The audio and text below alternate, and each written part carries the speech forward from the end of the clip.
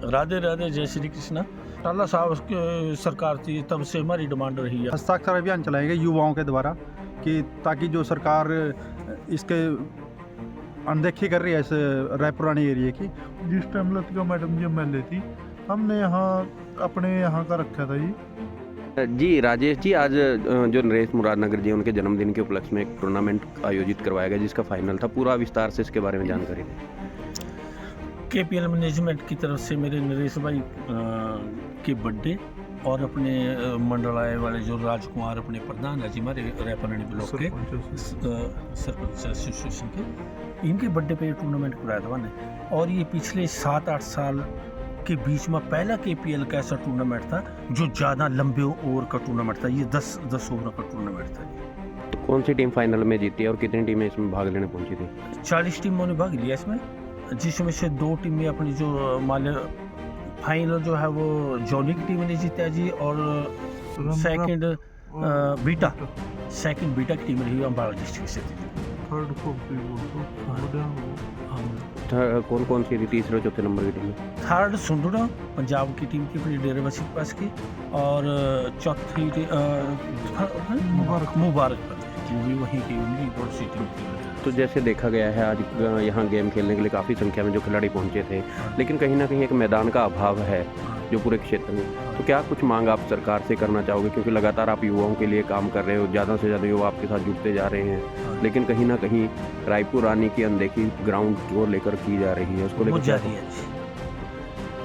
Raipur Rani area में तो ground है ही नहीं। बहुत पिछले कई साल से हम डिमांड करते रहे हैं, लेकिन राजनीतिकरण कराया गया इस चीज़ का।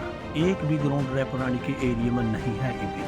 ये जो पीछा वो अपना क्या नाम यहाँ बटवाड़ा ना, वो नटवाड़ ही तो एक मान लो वो है, लेकिन पंचकुले में हमारे यहाँ इस एरिया में रायपुर रानी ब्लॉक में कोई ग्राउंड नहीं है जी।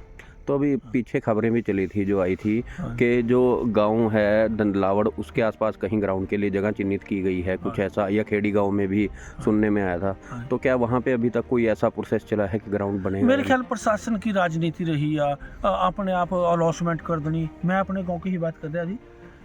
मेरे गाँव में आपको पता पंचायत की ज़मीन हमारे पास सड़क पर काफ़ी है कि ग्राउंड जो है हमने 5-6 किले हमने बोल भी दिया था, हम लिख कर दें, लेकिन प्रशासन कई लोग वहाँ ज़बरदस्ती प्रेशर पैका और वो ज़मीन ठेके पर ले रहे। ये थोड़ी ये मैं इससे कपाऊँ, ये ऐसी चीज़ें नहीं होनी चाहिए। तो क्या मांग आप सरकार से करना चाहोगे? मैं तो ये कह रहा जी, आप मालिक रायपुर रानी ब्लॉक में खुले दिल से आप 5 साल निकल गए, पीछे निकल गए 5 साल।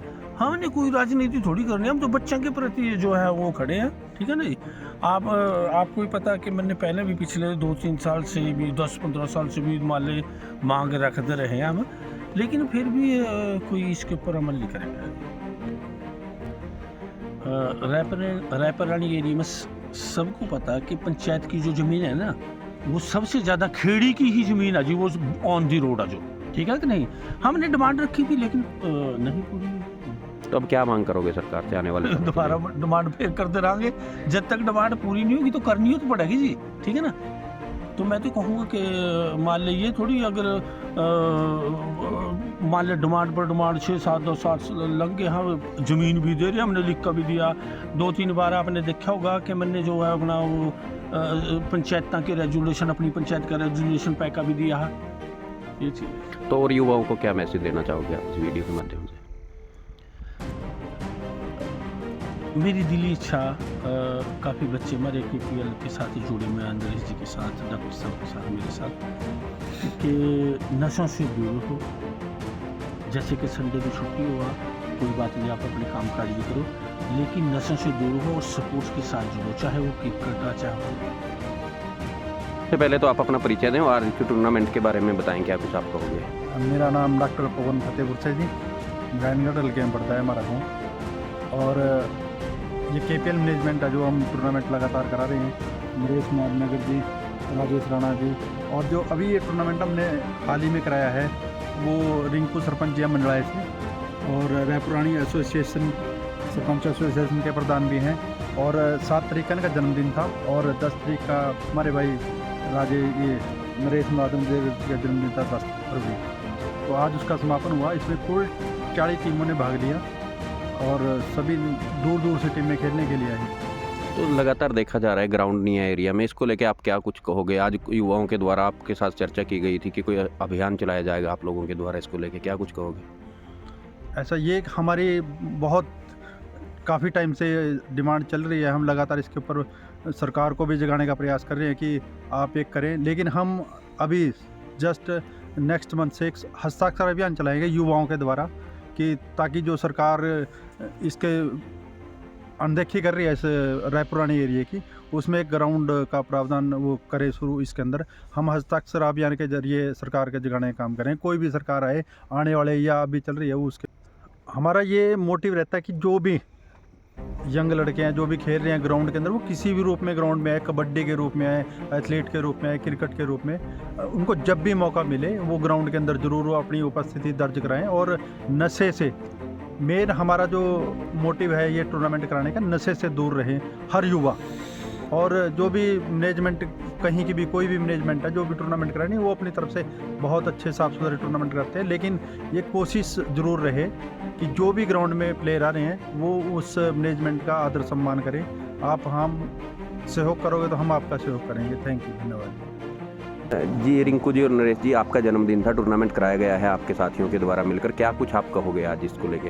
राम राम सभी भाई, मैं नरेश मुरादनगर, ये अपने भाई सरपंच एसोसिएशन प्रधान रायपुरानी राजकुमार रिंकू मंडलाए, जो भी राजेश राणा जी और डॉक्टर पवन जी ने हमारे जन्मदिन पर टूर्नामेंट करवाया, उसके लिए मैं पहले भी व्हाट्सएप या फेसबुक पर धन्यवाद कर चुका। एक बार फिर दोबारा भी मेरे तरफ से धन्यवाद है जी, उन्होंने इतना सोचा और इतने अच्छी गेम खेली। तो और क्या कुछ कहोगे? यहाँ पे कई चीज़ें हैं जो अभी खिलाड़ियों को चाहिए, स्टेडियम से लेके कई चीज़ों की ज़रूरत है, उसको लेके क्या कुछ कहोगे? जो यहाँ स्टेडियम के बारे में बात है जी, जो पिछली बार जिस टाइम लतिका मैडम जी MLA थी, हमने यहाँ अपने यहाँ का रखा था जी सेट के लिए, हमारे यहाँ सेट मंजूर भी हो गया था और रास्ते का भी हो जाता।